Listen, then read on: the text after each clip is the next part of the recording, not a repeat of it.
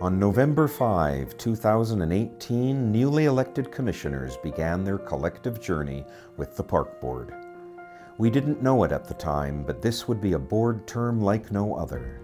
In addition to making the important decisions on the vision and policy that guides our services and programs, we would be tasked with responding to some of the most unprecedented challenges of our time. None more challenging than the emergence of COVID-19 in 2020. On March 11, 2020, the World Health Organization declared COVID-19 a global pandemic. Within 5 days, all Park Board facilities, including community centers, playgrounds, golf courses, and attractions, were closed. The uncertainty and anxiety felt by Vancouverites was shared with communities across the world. Commissioners offered up their support and encouragement to those coming to terms with the new normal.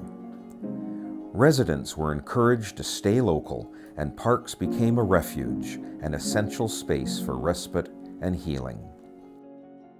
To support social distancing in the dense downtown area, the decision was made to close Stanley Park to non-essential vehicle traffic. With rules and guidance changing on an almost daily basis, we needed to adapt accordingly. Park rangers played a key role in educating people on how to use parks safely, and recreational staff were redeployed to park spaces as Park Board champions to provide extra support across the city. We worked collaboratively with community center associations to identify essential programs to vulnerable families, such as outdoor day camps. And we led on prioritizing the needs of youth, seniors, and food security services by offering wellness checks, food hampers, and community outreach programs. Community hubs at Creekside, Sunset, West End, and Kerrisdale were adapted to operate as vaccination centers in partnership with Vancouver Coastal Health. And by December 6, 2021, all commissioners were vaccinated in solidarity with staff. The pandemic helped us realize how vital our spaces are to the community, so as soon as it was safe to do so, our priorities shifted to reopening. Fraserview and McCleary golf courses were reopened to the public with new physical distancing procedures in place. Recreation centers and other facilities would soon follow suit. Our business services team adapted to the restrictions of running a busy events program by thinking creatively. After celebrating its 100th anniversary in 2020 with over 40,000 attendees, 2021's Polar Bear Swim moved from English Bay to the bathtubs and paddling pools of people's homes. Other much-loved events impacted by the pandemic included the Van Dusen Festival of Lights and Stanley Park Bright Nights, which returned to Vancouver in 2021 after a year's hiatus, and Symphony at Sunset, which was enthusiastically welcomed back in 2022 after a 2-year break. Park Board commissioners and staff also participated in this year's Pride Parade. By March 2022, most COVID public health orders had been lifted, and Vancouver's outdoor and indoor spaces were returned to pre-pandemic status. Some features from the pandemic remain in place, including booking systems at recreation facilities and hybrid board meetings to allow speakers to participate remotely.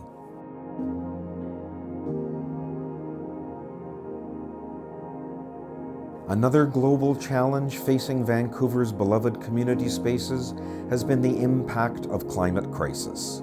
Now, more than ever, we are seeing the impact of extreme weather events on our parks, beaches, and coastal infrastructure. In the summer of 2021, the Park Board supported the city during its record-breaking heat wave. Park Board operations staff got creative and activated field irrigation systems to serve as temporary pop-up spray sites. Temporary water fountains and misting stations were installed throughout the city, and 8 community centers became cooling centers to provide reprieve for people and pets. In the downtown east side, much-needed shaded green space was opened up for residents and visitors. At the request of the board, staff developed and implemented a seniors and other vulnerable people safety plan to support our most at-risk communities. In early 2022, Vancouver was faced by a different, but no less challenging extreme weather event. King tides and winds of up to 70 kilometers per hour battered our park infrastructure and caused extensive damage, particularly to the Stanley Park seawall. Efforts to repair the damage began in earnest, and in April, the final section of the seawall between 3rd Beach and Lionsgate Bridge was reopened to the public. Another much-loved landmark which bore the brunt of the storms was Kitsilano Pool. Following extensive assessments and damage repair, on July 30, Kit's Pool saw its first swimmers of the season dive into its beautiful waters as we once again welcomed happy visitors to North America's longest saltwater pool. The winter storms even delivered a surprising new addition to our shores, the English Bay Barge. After attracting worldwide media attention, the barge's time in the spotlight is soon to come to an end, with its deconstruction now well underway.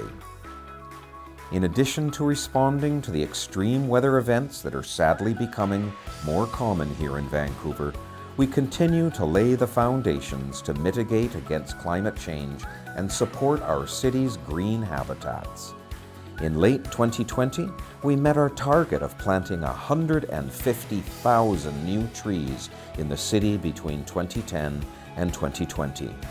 Our urban forestry team continues to make remarkable strides in building out a diverse, resilient, and equitable urban forest across our streets, parks, and public spaces. Together with the City of Vancouver, we have now increased our citywide canopy cover target from 22% to 30% by 2050. In spring 2020, we began trialing pollinator meadows in our urban environments to help improve the ecological health of the city. After 2 successful years, we extended the pilot to roadside boulevards and medians. Vancouver's first floating ecosystem, launched in June 2022, has already begun improving biodiversity, plant and wildlife habitat in John Hendry Park's Trout Lake. The project was born out of engagement with the park's local community, who identified biodiversity improvements as a core goal in the John Hendry Park Renewal Plan, approved by the board in May 2022. Over the past 4 years, Park Board staff have been at the forefront of tackling the challenges and complexities of Vancouver's outdoor spaces. This includes working with the provincial government and wildlife experts to navigate an unprecedented series of wildlife conflicts in Stanley Park, particularly with coyotes, and re-educating the public on the importance of coexistence. We also shared important public service announcements on interacting with the city's urban wildlife, including campaigns against feeding the feral rabbits at Jericho Beach and reporting Canada geese nests.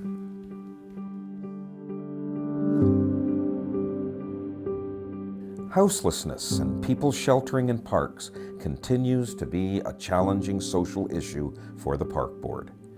In summer 2020, the board made the important decision to amend the Parks Control Bylaw, which allows for temporary overnight sheltering in parks. And in March of the following year, we signed a joint Memorandum of Understanding with the City of Vancouver and the Province of British Columbia to affirm a shared commitment to helping prevent encampments through collaboration.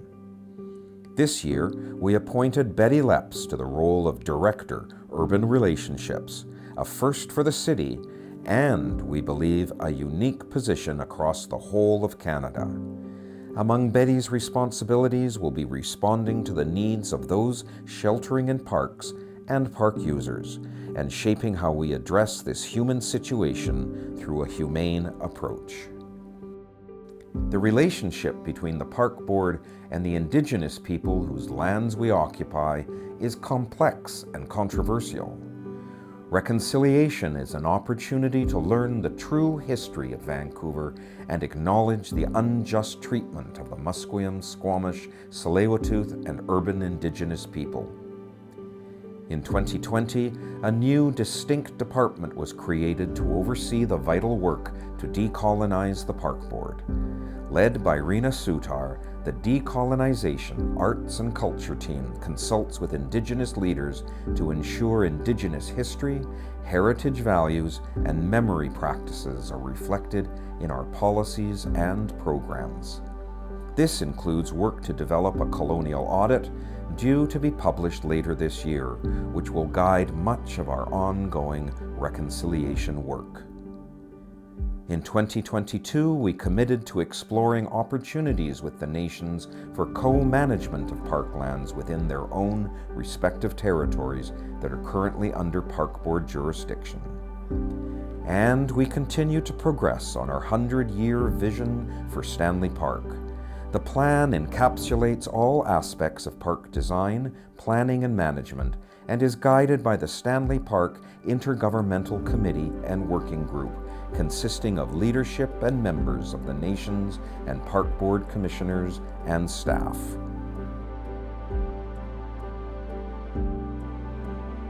In June of this year, Saklahanam Tsasakwe became the first park to be gifted a name in both the Hankamanam and Squamish languages.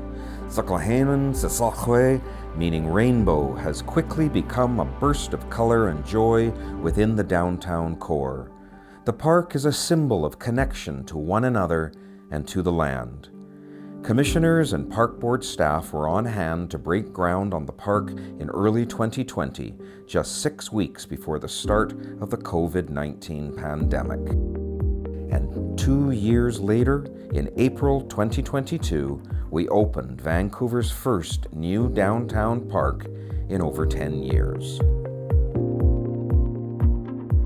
Amid the turbulence of the past 4 years, we were guided by the steady hand of incoming General Manager Donnie Rosa, who, during the pandemic, stepped into the role previously held by Malcolm Bromley. Their appointment reflects the Park Board's ongoing commitment to diversity and equity across all levels of the organization. Despite the challenges of operating during a global pandemic, the Park Board has continued to deliver new and renewed parks across the city.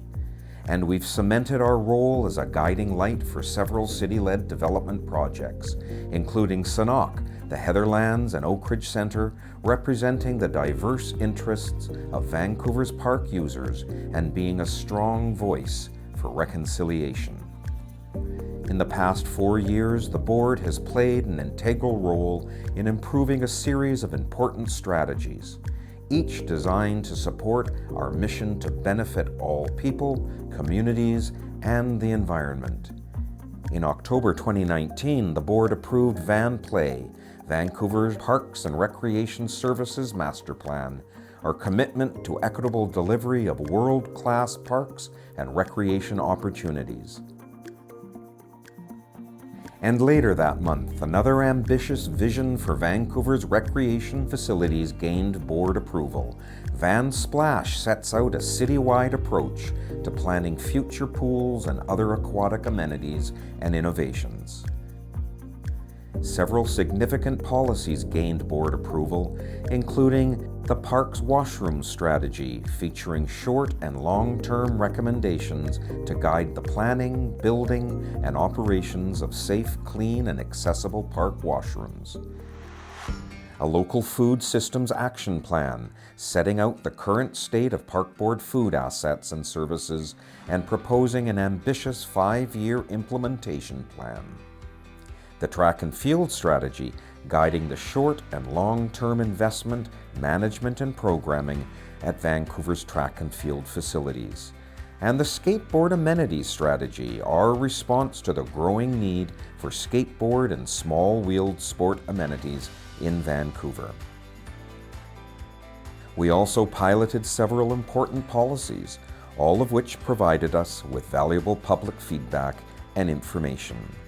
This includes the temporary bike lane at Stanley Park, our Alcohol in Parks program, and a pop-up pickleball pilot. Our achievements would not be possible without ongoing collaboration with our brilliant partners. Our community centre associations work tirelessly to deliver programming and services and help ensure access to recreation services is maximized for all residents. And the Vancouver Botanical Gardens Association, our joint operating partner for the wonderful Van Dusen Botanical Garden and Blodell Conservatory, continues to bring joy and delight to the thousands who visit each year.